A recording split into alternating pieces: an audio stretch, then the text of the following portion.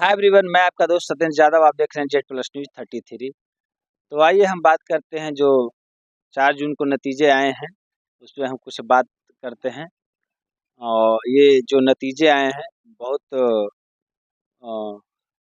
कांटे की टक्कर रहा है। और ये नतीजा अपने आप में एक बयां कर रहा है कि भारत में जिस प्रकार से सत्ता पक्ष लगातार विपक्ष को ख़त्म करना चाहता था, अ, इसका एक बहुत बड़ा आईना दिखाया है।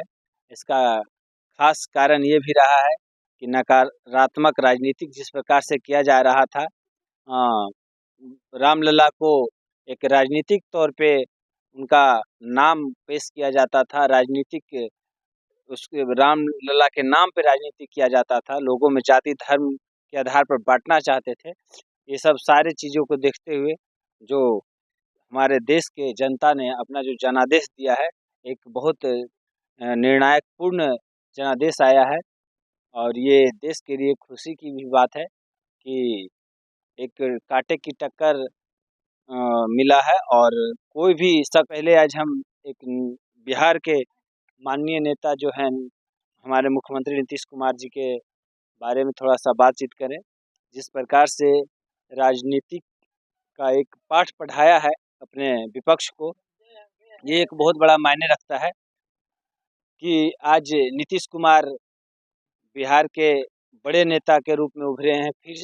फिर से एक बार जो कह रहे थे कि नीतीश कुमार कहीं न कहीं धीरे-धीरे ख़त्म होते जा रहे हैं, उनकी राजनीति ख़त्म होती जा रही है।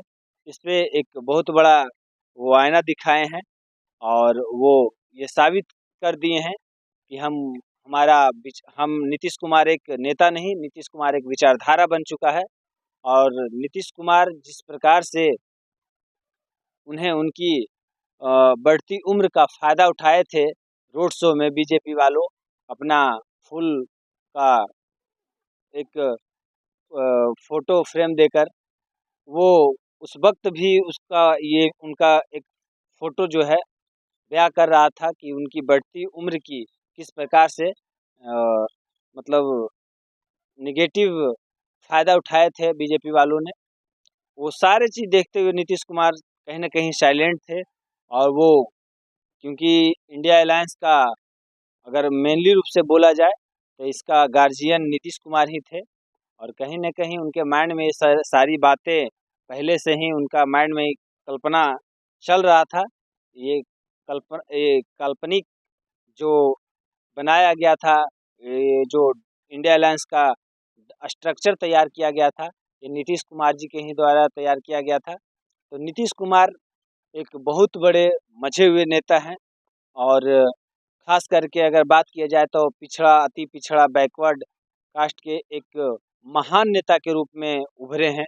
और जिस प्रकार से दलितों और बैकवर्ड का नेता लालू यादव मसीहा थे, उनसे भी उन्हें बहुत पीछे छोड़ दिए हैं नीतीश कुमार जी। और ये बिहार के लिए और पूरे देश के लिए एक बहुत बड़ी खबर है कि अगर नीतीश कुमार और चंद्रबाबू नायडू पर ही हमारे प्रधानमंत्री पद का जो है हेड और टेल का सिक्का उन्हीं दोनों के पास में है। एक पहलू चंद्रबाबू नायडू है तो एक पहलू नीतीश कुमार बन चुके हैं पीएम का। तो अब कहीं न कहीं ये ये दोनों ऐसे अभी तो फिलहाल दिल्ली में गए हैं मीटिंग में, इंडिया अलायंस के दोनों चले गए हैं, तेजस्वी यादव और नीतीश कुमार दोनों एक ही फ्लाइट में गए हैं। तो आज खड़गे जी के आवास पे दिल्ली में ही इंडिया अलायंस का बैठक है। तो अब एक उम्मीद के साथ जनता विश्वास करेगा कि अब जो भी केंद्र में सत्ता पक्ष होंगे वो अच्छा ही करेंगे, क्योंकि कोई भी सत्ता पक्ष में तभी होंगे जब नीतीश कुमार और चंद्रबाबू नायडू होंगे। और ये दोनों का एक बहुत बड़ा इतिहास रहा है। और जिस प्रकार से नीतीश कुमार जी को यूपी में धोखा दिया गया था, इनके विधायक को तोड़कर मिला लिया था बीजेपी ने। जिस प्रकार से चिराग पासवान को 2020 लोकसभा में हर सीट पे जो चिराग पासवान चुनाव लड़े थे, ये कहीं न कहीं नीतीश कुमार समझते थे कि इनका इशारा पे किया गया था। तो ये सब सारे चीज़ें देखते हुए नीतीश कुमार एक रिएक्ट किए हैं और रिएक्ट करने के लिए जा रहे हैं। और एक बहुत बड़ा ये मायने रखता है कि इतना शालीनता से किसी चीज़ का जवाब देते हैं नीतीश कुमार। ये अपने आप में बहुत बड़ा एक प्रमाण दिखाई देता है नीतीश कुमार जी के लिए। तो नीतीश कुमार अब कोई भी सत्ता में हो, नीतीश कुमार को रहना ज़रूरी है, नीतीश कुमार ही रहेंगे, ये तो तय हो चुका है। अब जिस प्रकार से बिहार की विकास कर रहे थे नीतीश कुमार, अब देश की विकास करेंगे और देश की हर व्यक्ति को ये भरोसा हो चुका है कि अब हमारे कुछ अच्छे दिन आने वाले हैं। और नीतीश कुमार जी इस प्रकार से शोषित हुए हैं इस उम्र में भी उन्हें जितना लोग पलटू राम कभी क्या-क्या नहीं बोला जाता था, हर चीज़ को सुनते हुए जिस प्रकार से वो रि मतलब अपने कार्यकाल को, अपने देश को आगे बढ़ाने के लिए कितना गालियाँ उन्होंने सुना है लोगों द्वारा, रील बनाने वाले लोगों द्वारा, तो कॉमेडियन द्वारा, मतलब कौन ऐसा व्यक्ति बिहार में हो जो नीतीश कुमार जी का अपमान करने के लिए कोई कसर छोड़ा हो। वैसे महान व्यक्ति को भारत रत्न से नवाजना चाहिए। नीतीश कुमार जी ऐसा काम किए हैं, अगर इतिहास इनका उठा करके देखा जाए, आज भारत को बिहार की को जातीय जनगणना की बात हो, आज भारत में भी जातीय जनगणना और ये सब सारे सवालों के लिए ये जो बात करेंगे उन्हीं के साथ ही ये जाएँगे। लेकिन ख़ास करके बिहार में जातीय जनगणना की बात हो, सात निश्चय की बात हो, लड़कियों की शिक्षा व्यवस्था सुधारने की बात हो, महिलाओं की सुरक्षा की बात हो, तो आज नीतीश कुमार का नाम ऐतिहासिक नाम हर हमेशा रहा है और रहेगा। तो नीतीश कुमार एक बहुत बड़े माझे नेता और दलितों का पिछड़ों का एक बहुत बड़े नेता और बहुत बड़े चेहरा के रूप में उभर के आए हैं। और जिस प्रकार से लोग परिवारवाद के भी नाम दे रहे थे, तो नीतीश कुमार परिवारवाद से भी एकदम कहीं भी दूर-दूर तक कोई संबंध नहीं नज़र आ रहा है। और परिवारवाद की बात अगर आती है तो परिवारवाद में तो पूरे नेता ही घिरे हुए हैं। लेकिन ख़ास करके अगर टारगेट किया जाता है परिवारवाद की, तो विपक्ष में ही टारगेट किया जाता है, सत्ता पक्ष में नहीं टारगेट किया जाता है, केंद्र में नहीं टारगेट किया जाता है।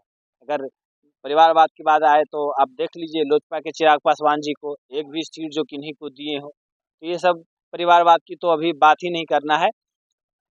और जिस प्रकार से हमारे गोदी मीडिया अभी जैसे एक कहानी है कि पुराना कहावत है कि रस्सी जल गई ऐठन नहीं गई, उसी प्रकार से जिस प्रकार से हमारे देश के चौथा स्तंभ गोदी मीडिया अपने मतलब कि जो कहा जाता है कि चोरी चोर से गया है, हेरा-फेरी से नहीं चला जाता है, उसी प्रकार से अपनी गोदी मीडिया का वफ़ादारी अभी भी नहीं छोड़ रहे हैं। कल 2-4-10 ऐसे भी हमने लिस्ट रखा है, जो आपको हम दिखाएँगे। जिस प्रकार से काउंटिंग का एक शेड्यूल दिखा रहे थे, जिस प्रकार से रिज़ल्ट बता रहे थे, तो उसका तो हम दिखाएँगे ही। तो ये हमारी गोदी मीडिया के भी अब उनकी थोड़ा-थोड़ा बातें बदलना शुरू हुआ है और उनकी चाटुकारिता का अब समझ में उन्हें आ रहा है कि अब हमारी ये कहानी ज़्यादा दिन तक चलने वाली नहीं है, ये खिचड़ी ज़्यादा दिन तक पकने वाली नहीं है। तो अब एक आशा किया जाता है, एक भरोसा किया जाता है कि अब भारत के हर व्यक्ति को एक मतलब कहीं न कहीं एक संविधान को बचाने वाला मिलेगा। संविधान को खतरे से निकालने वाला नेता आएगा, हर गरीब को समझने वाला व्यक्ति आएगा और ऐसे ही मतलब कि एक वो अपेक्षा करके लोग वोट देते हैं और क्या कैसा खरा उतरेंगे, ये तो मतलब अब वक़्त ही बताएगा। लेकिन इतना हम कह सकते हैं और इतना लोग विश्वास कर रहे हैं कि जिस प्रकार से नीतीश कुमार जी अपने कार्यकाल में अपने कार्यों के लिए सुर्खियाँ में रहे हैं, उस प्रकार से एक आशा किया जा सकता है कि नीतीश कुमार अगर बिना नीतीश कुमार के और चंद्रबाबू नायडू के बिना तो किन्हीं का सरकार बनने वाला है नहीं।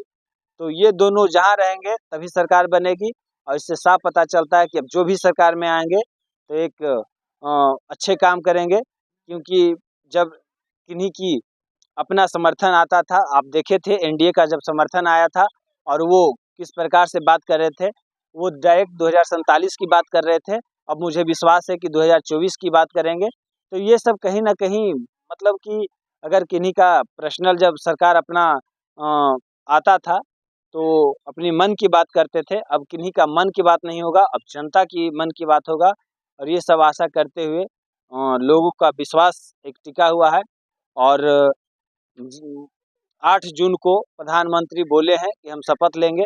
बाकी क्या अभी खेला होने वाला है, और खेला तो होगा ही, अभी कोई कुछ कहा नहीं जा सकता, लेकिन इतना संभवतः लग रहा है ऐसा कि इंडिया अलायंस का ही सरकार बनेगा। जिस प्रकार से इंडिया मतलब बिहार के इंडिया के छोटे राज्यों के जितने मतलब विपक्ष के नेता हैं, जिस प्रकार से एकजुट हो रहे हैं, इंडिया अलायंस के सभी नेता जिस प्रकार से एकत्रित हो रहे हैं, खड़गे जी के आवास पे जा रहे हैं, इस प्रकार से लग रहा है कि इंडिया अलायंस का ही सरकार बनेगा। तो मैं आप लोगों से बस एक ही कामना करूंगा, सरकार किन्हीं का भी हो, अगर नीतीश कुमार चंद्रबाबू नायडू रहे तो देश का विकास अब तय है। Thank you. जय हिंद।